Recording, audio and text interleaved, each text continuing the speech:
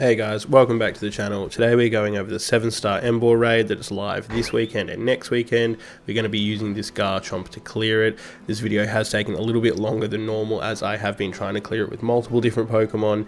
Annihilate can do it, it is not the go-to. I think Garchomp is much easier and more consistent. So obviously level 100 holding a Shell Bell as usual with that ground Tera Type. So the Shell Bell obviously gives you their health back. No need to go shiny hunt this one. Earthquake, Breaking Swipe, Rain Dance and Swords Dance with that attacking nature, and then the ability really doesn't matter, but do keep this one just in case you go online and someone does use Sandstorm. So Earthquake will be your biggest attacking move. Breaking Swipe does a little bit of damage but also lowers their attack. Rain Dance is to hold off the effects of Flare Blitz, and then Swords Dance obviously is to level your attack up twice. You do want to get it all the way to 6 before you start really doing some damage. And then we do have the IV splits here. So as I said, hyper trained, put them in HP and attack. You could go attack and defense, really personal preference, whatever you have left, just put in the opposite one. So either HP or defense for those 4 that are left over, but make sure you have maxed out attack. So let's get into it. Here are the speed dealer sunnies. Time to fight this Emboar. It doesn't matter if you get an Intimidate user, but you do want one. It is much easier to have one. I somehow get 2 here, but I have cleared this multiple times with none. A couple of times with just one Intimidate user. One Intimidate user is the key to this. You do want to make sure you have one, it's easier. And make sure you don't have Arbor coming in as well. That really seems to solve the raid. So all you want to do is open up with a Breaking Swipe, because the first attack will likely be a Drain Punch, but it does hit harder on that first attack. So use that Breaking Swipe to lower the damage you're going to take, and obviously lower what his health that he gets back. Then open up with an Earthquake. You do basically from this point just want to Earthquake him until he does reset your stats, and then once your stats are reset, start up on that Sword Dance, and his stats reset, then start hitting him with the Breaking Swipes again. But we'll follow the whole guide here, what I do. Obviously having those Intimidate users as they go down, every time they spawn back in, it does lower him again, which is really helpful. So hit him again with another Earthquake. It'll do some decent damage, and this should pop his shield and get him to reset your stats, which means you do get into the Sword Dance pattern now.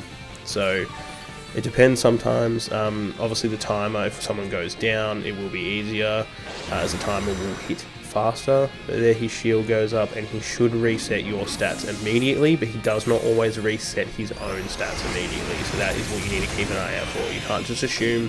No, it's a little bit buggy. You can't just assume when it pops up with that it's done both. So this is when you start to hit those Swords Dances, but you do want to make sure once he's reset that you hit him with a Breaking Swipe to drop his attack, because he can mess you up.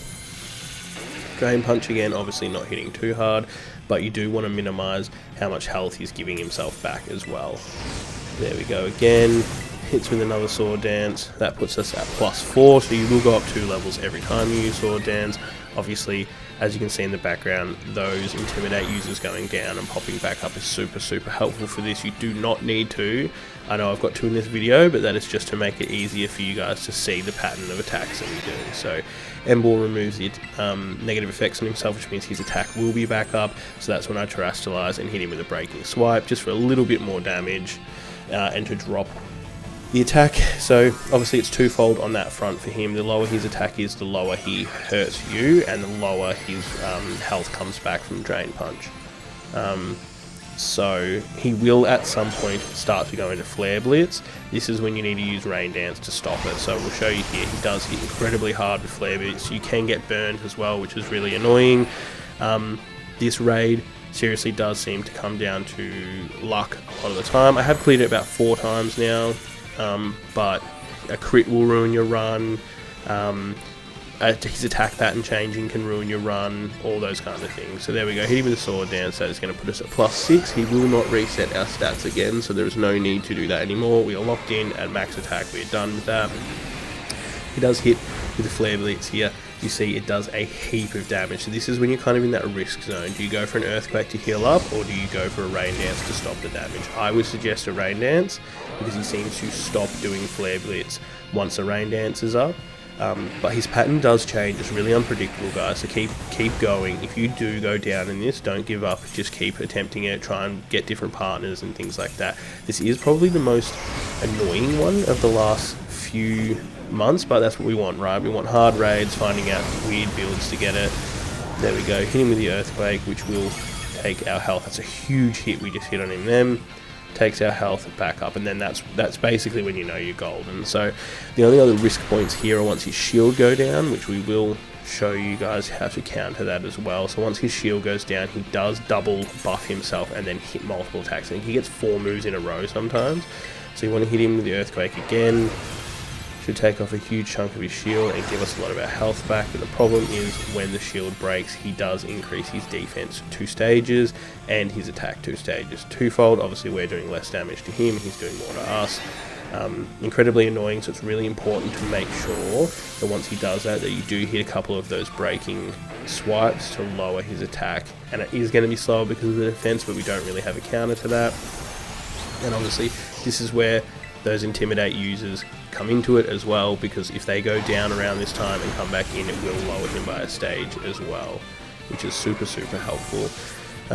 This raid is definitely a more difficult one, but you can get through it really quickly. It seems to be the luck swings on this one are both directions. You can either get messed up and die real quick and just give up and move on, or you get a really quick run, which is really good. But as you can see, he's just used bulk up twice. That does put him 2 stages higher of both. Hit him with a breaking swipe again to kind of save ourselves, and then obviously having that Tauros come back and hit him with Intimidate is going to be super helpful for us. Now it's just going to be a bit slower hitting those Earthquakes, because he does have those 2 stages higher defense, but as you can see, he's doing nothing again. No damage now. The Flare Blitzes have stopped because of the Rain Dance. We won't bother with another Rain Dance. We should be able to get him. Wild Charge doesn't damage us, obviously it doesn't affect us, which is really helpful. That can be difficult when you're using an Annihilate build or something like that, so that's why I would recommend this. There you go, you see the damage is still good, but not nearly as much as it was before he used the double bulk up. But at this point we have so much time.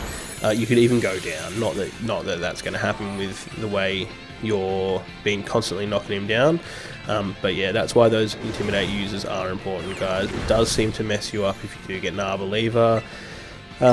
It's just, yeah, make sure you have one Intimidate user. It's just going to make your life easier. Like, I've cleared it without one, but it's not as straightforward. It's a lot more difficult, and if you get a crit, it's basically over. So make sure you can kind of try and get those. Now we just Earthquake him down. He will hit us with a Flare Blitz again, but at this point, it doesn't really matter. Even a crit wouldn't matter since we are at full health. There we go. And those final attacks there, almost comboing into him here.